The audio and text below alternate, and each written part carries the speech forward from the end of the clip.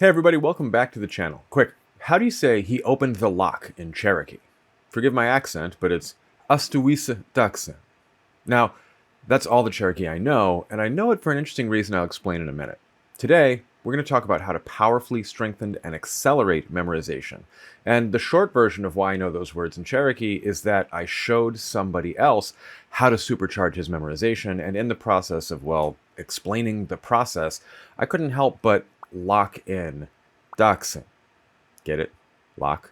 I recently worked with a friend of mine. Full disclosure, he might only think of himself as my barista, but everybody he serves definitely categorizes him firmly as friend. Anyway, this friend is a member of the Cherokee Nation and is in the process of learning his heritage language with a long-term goal of participating in a formal program and ultimately possibly teaching as part of language revitalization goals.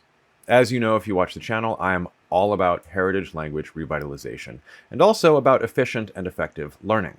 Given that I knew nothing about Cherokee aside from what I vaguely remembered from a semester-long seminar on historical linguistics that spent a decent amount of time on North American languages, I thought it would be fun to jump into something new with the eyes of a beginner, but the typological, phonological, and structural knowledge of a trained linguist. Now, this is not just going to be about how cool Cherokee is, but it is really cool.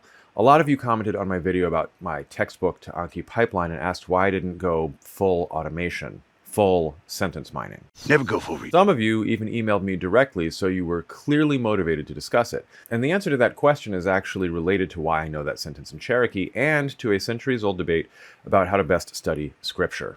I know, this is going to be a weird one. If you're new to the channel, I'm Dr. Taylor Jones. I've got a PhD in linguistics from the University of Pennsylvania. And on the channel, I discuss everything related to language, linguistics, language learning, and culture. If you're into those topics, be sure to subscribe and to ring the bell for notifications. Today, I'm talking about the memorization trick that's backed by science that you're probably not using and you should be. I'm talking about encoding and desirable difficulty. This is Language Jones.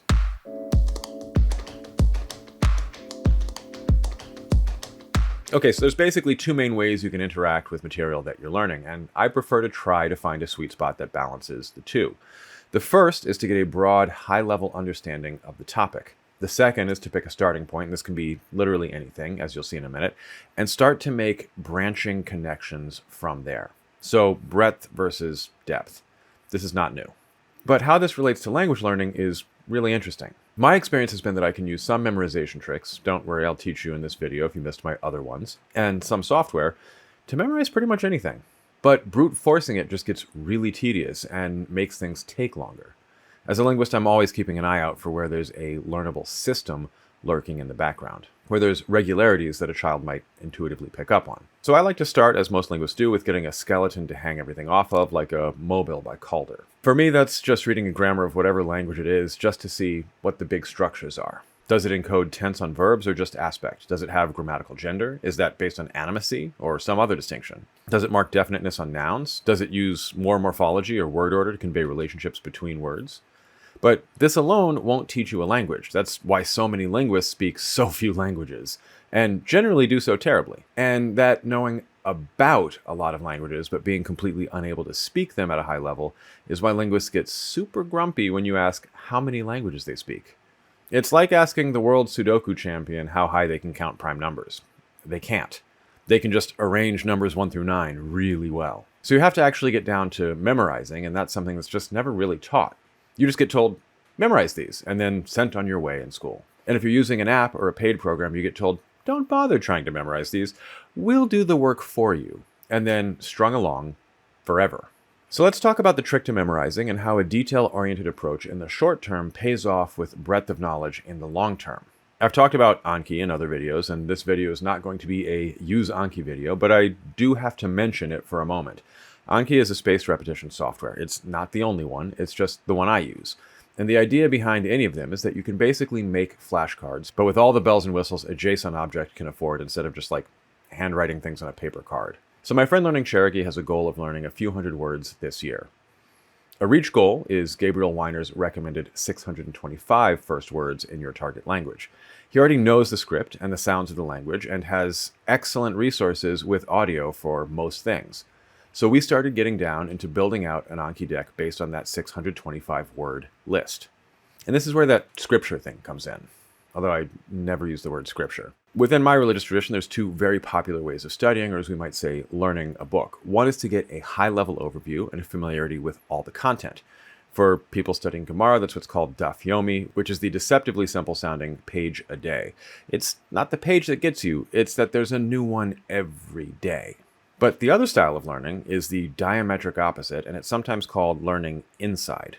Do it every day still, or as daily as possible, but instead of a page a day, you might spend a week or even a month on just one page.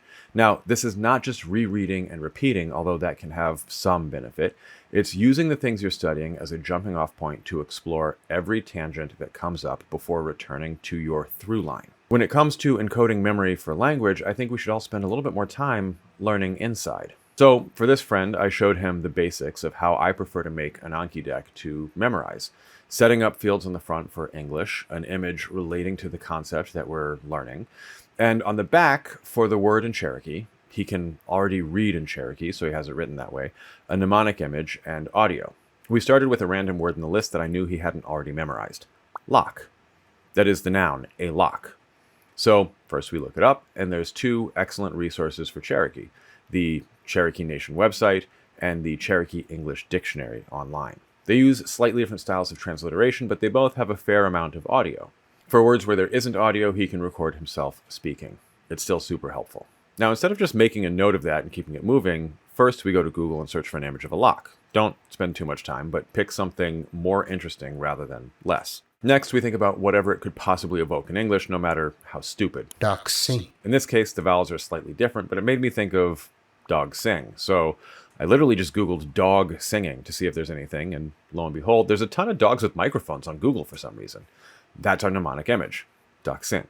The dictionary gave an example sentence, though, and it uses another word that's both on the list of 625 first words and is extremely useful and used all the time, to open. The example sentence is, he opened the door with a wire.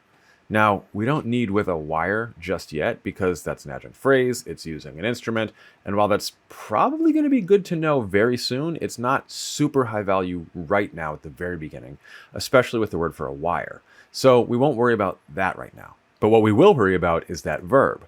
So we make another card.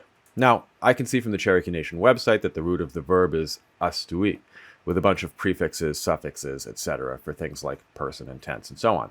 Keep in mind, I'm not studying Cherokee, so I'm just using what I know about how languages operate in general. But it's clear to me that it's useful to memorize that base, astui. So we grab an image for opening and a mnemonic, in my case, a stewie. Lucky there's a family guy. Boom, that's two cards. Next, we might as well learn that past tense morpheme. That's going to come in handy literally all the time, or at least all the past time. So that's astuisa. Again, my accent's not great. I'm not working on it. Astuisa. Sounds to me like a stewie, sir. That's how people say sir in New York. So stewie in a tuxedo, formal, sir. Different picture for opening. Now we have three. Might as well actually have he opened the lock as well. I forget where we grabbed the audio from. He's got more sources than I listed. But now we have four. What have we done here? We used a very specific, narrow starting point, a list of 625 words. But for one of those words, we used it as a jumping off point to explore a few things. He already knows how to pluralize inanimate objects, but if he didn't, we'd have a few more cards here. One for the plural of lock, one for the plural marker for inanimates. And in the process, we'd probably learn the plural for animate nouns, not to mention that the language distinguishes between animate and inanimate nouns. We learned a fairly useful and frequent collocation. We learned a common verb, but didn't bother memorizing all the tenses. We'll get there eventually. Even just seeing it all at this stage can be useful without memorizing. But we did memorize one specific digestible conjugation, and that's for one word. And in the process, engaging with it deeply, analyzing the sounds, ensuring we can spell it, associating it with ridiculous mnemonics like singing dogs and Family Guy, we created a really strong encoding. What this means is that when it comes time to actually review the Anki card, it's much easier and it takes way fewer repetitions to completely lock it into long-term memory. Lock intended there. Fewer repetitions means you can actually see more material in the same amount of time. So we're front-loading some of the time by really spending time on these two words and two or so morphemes, but it pays tremendous dividends in the long run. And when he goes back to that list of 625 words, the next verb he learns, he's going to be able to remember that past tense marker. So maybe we add something else.